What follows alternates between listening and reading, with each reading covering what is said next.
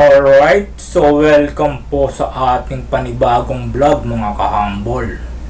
Well, obviously ay nandito po tayo ulit ngayon sa aking kwarto. Medyo mainit nga lang po talaga dito, so parang nga lang po ito sa mga katulad ko na malalakas ang putok. Well, anyway, sa bidyong ito ay aalamin naman po natin ang pinagmulan ng pangalan ng bayan ng Paumbong sa lalawigan ng Bulacan. Hindi, wow. Alright, so shoutout po sa mga kahambol natin dyan.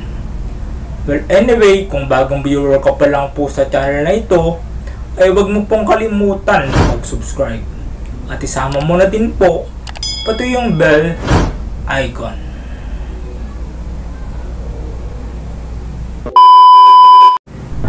Alright, so based on my own research po mga kahambol, sinasabi daw pong ang pangalan daw po ng Paumbong ay nagmula sa mahabang tubo ng kawayan na tinatawag na bumbong o tukil na ginagamit sa pangongolekta ng nipa.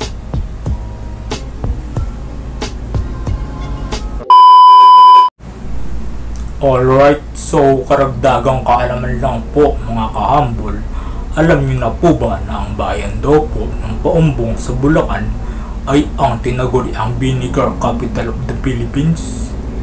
Dahil di umano sa tanyag na suka nito na hinango mula sa katas ng sasa.